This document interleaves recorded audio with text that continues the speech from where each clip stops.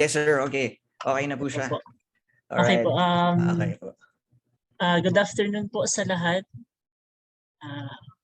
Actually, this is the part 2 po of a series of review about programming concepts. The session 1 happened po last month, and the last session will be conducted po by April in preparation for the ICT proficiency examination on June this year po. So we're hoping that these review sessions will help you to pass the DICT diagnostic exam, the level 1 and the level 2 hands-on examination, of course. Now, let me give you po an idea of the review sessions. Sa review sessions. The last review po, we have discussed the fundamentals the fundamental concepts in programming, wherein we studied the problem-solving process, the program logic design, which is very essential and needed po dun sa examination, especially the written part, wherein we will try to create a flowchart to simulate the process of a specific program. We've tried to create an algorithm, a flowchart in the pseudocode, to represent the logic of the program, and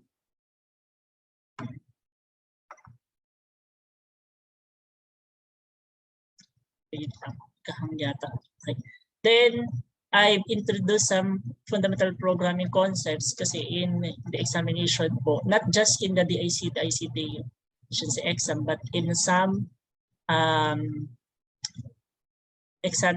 IT examination, just like the PhilNets po or the ITPEC.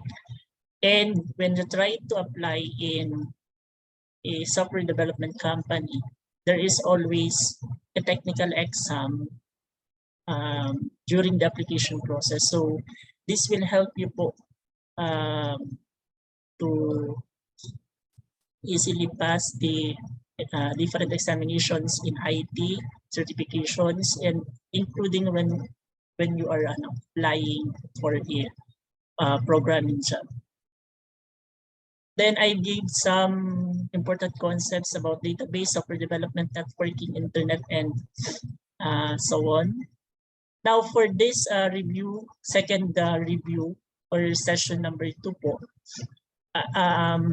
we will have a review about the basics of C++ and Java. So the format of my presentation will be, I'll try to present to you the concepts in C++ and compare it in Java. Then we will have a hands-on in program structures with logic design, because last session, during the session 1, the program logic design we have created, the flowchart and pseudocode, does not include the conditional or branching and the iteration or loop. So in this session, we will go with conditional branching, the if statements in C++ and Java, and the iteration and loop. So kung nung session 1 po, we don't have the specific programming language to be used. Now in this session, we will I will present, or I will use C++ and Java to present the different programming concepts. Because sabi ko nga po sa inyo before, when I took the exam last 2018, mas madali pong gamitan yung C++ and Java compared with the other programming languages, just like yung VB.NET. Some of my yung mga kasabayan po na mag-take ng exam dito sa Bicol region, some of them use the VB.NET, VB6, and some use scripting languages. So mahirap po pagdating sa part na yun because there is no database in the examination. We only have a text file manipulation to present, to access, and to save the data. Then we'll just have a review of about arrays, the one-dimensional, two-dimensional, and the multi-dimensional. Because po, based on my experience and experience ng ibang mga colleagues ko na nag-take lang recently and last year, yung written part, ang dami ng question wherein included yung arrays, yung operation in arrays, because if we will have an operation in arrays, of course, we will make use of our knowledge in if statements and looping to access the and to retrieve the different elements of an array. Then let's have a brief discussion lang between function, method, object, and class in a procedural and object-oriented language. Then I will introduce to you the hands-on part in text file manipulation. So probably I'm hoping na maabot natin siya by 3 p.m. na magko-code tayo, magko-code ako, and I'll present it to you on how to manipulate the text file using Notepad as our repository of data in C++ and in Java. Because in the hands-on part or level 2, gamit na gamit yung text file manipulation. If you don't have knowledge in text file manipulation, actually, you will not be able to finish the program. Then for session number 3, we will have more programs about text file manipulation, the different object-oriented concepts, kasi kasama po siya dun sa mga programs na ipapagawa sa inyo during the hands-on, and libraries in C++.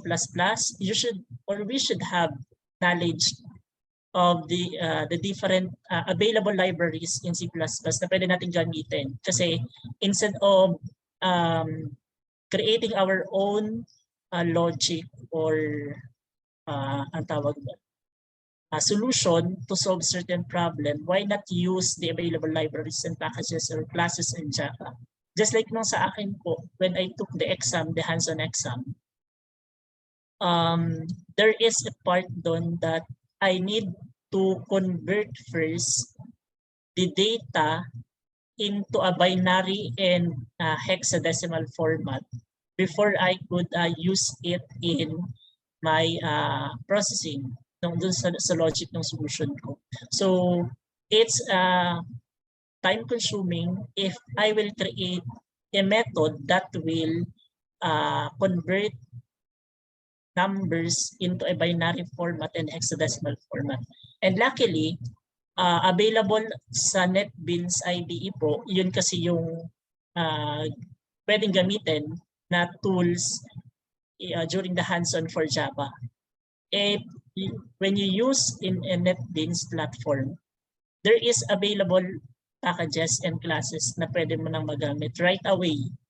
So yun po, and we will have more programs in logic and programming, especially itong mga ito po, gamit na gamit siya sa hands-on, but ginagamit rin siya, or may mga questions that we will make use of these concepts in the written part or the diagnostic.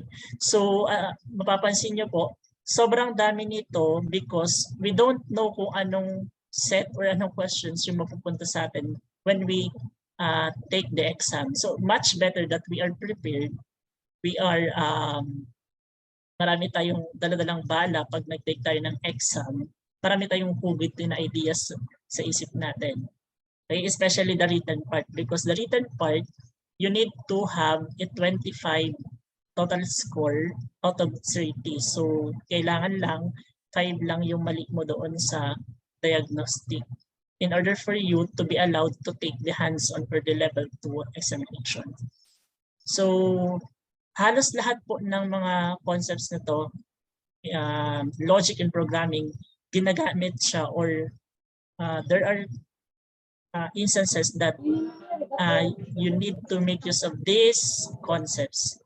Then I'll introduce to you po some tips and tricks when on how to prepare before the exam proper for level 1 and level 2. And I'll give you an idea, especially the processing po ng civil service eligibility. Ang dali lang pong masyado. When I received the certificate from the DICT, I went right away doon sa regional office ng civil service and filed the EDPSE. So pinadala lang din po nila sa akin yung certificate ko that I am professional eligible for programming positions or any ICT positions in any government agencies. So looking forward to have a fruitful discussion with all of you po. And let's start with the basics of C++ and Java. Actually, when I'm doing this presentation, I'm thinking that I'll proceed with the program structure. But I've noticed, especially based on the experience of my colleagues and my students and graduates before of the examination, medyo nakalimutan nila yung basic part, which is there are important concepts na dapat laging tatandaan natin, or kasi pagdating sa examination proper, hindi natin alam or magugulat na lang tayo that we need those concepts. So let me give you patanggalin ito. Wait lang po, hindi ko makita yung aking presentation, may nakaharang.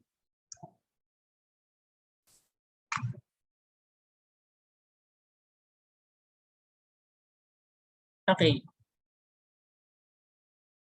Sana siya? Hindi na buka.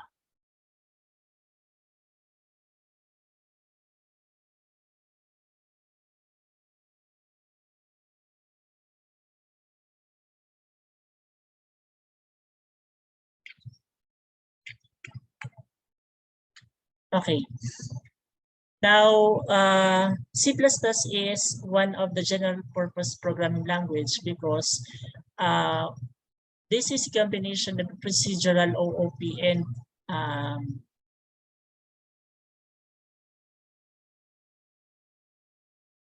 wait lang po ha, nakaharang na naman to.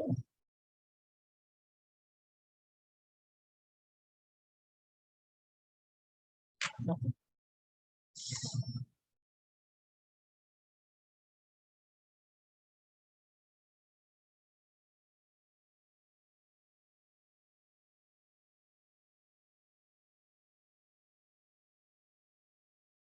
Wait lang po ha, hindi na naman nakikita.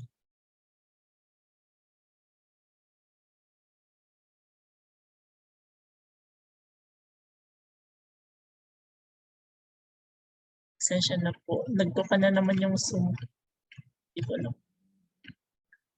Ba't yan? Zoom.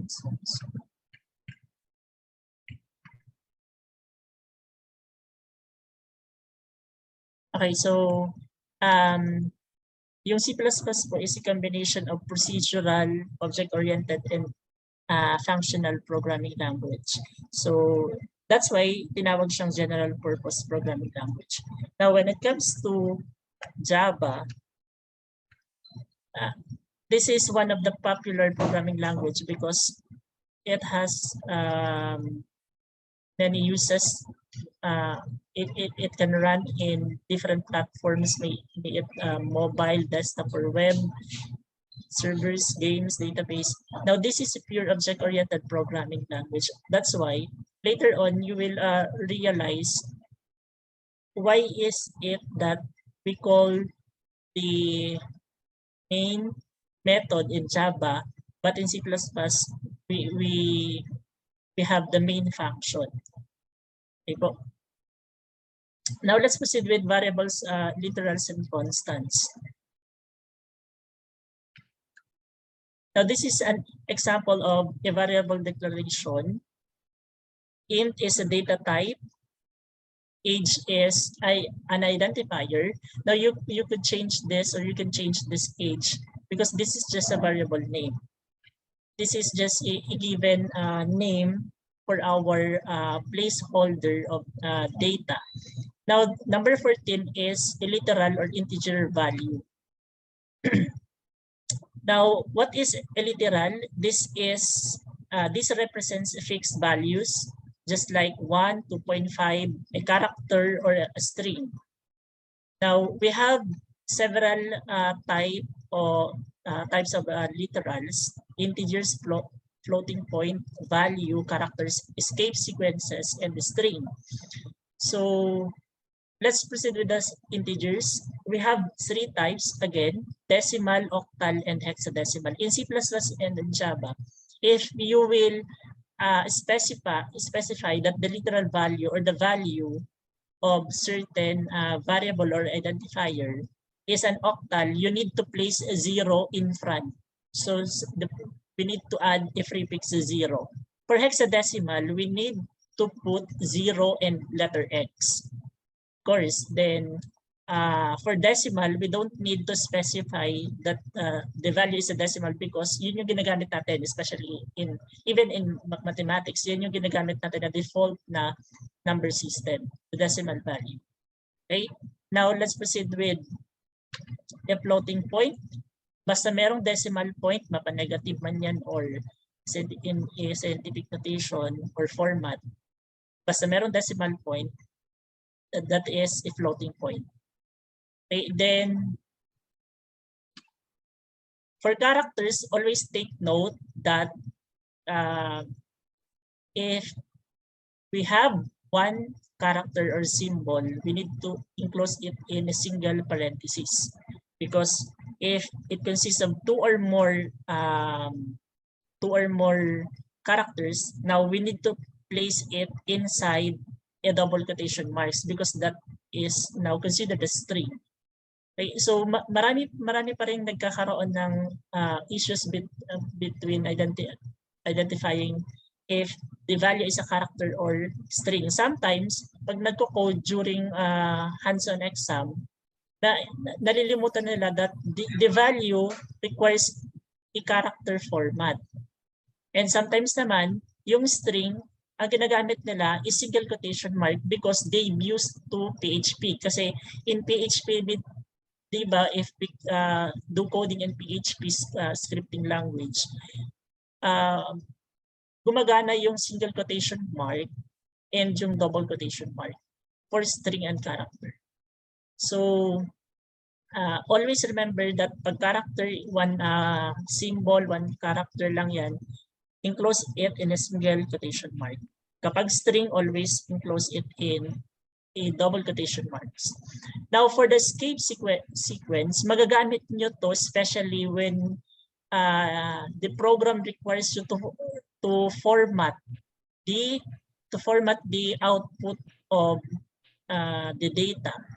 So probably dun sa hands-on exam kasi there is an input file wherein you will retrieve the data, and based on the test cases, you will process the data in order for you to come up with a desired output or specific output.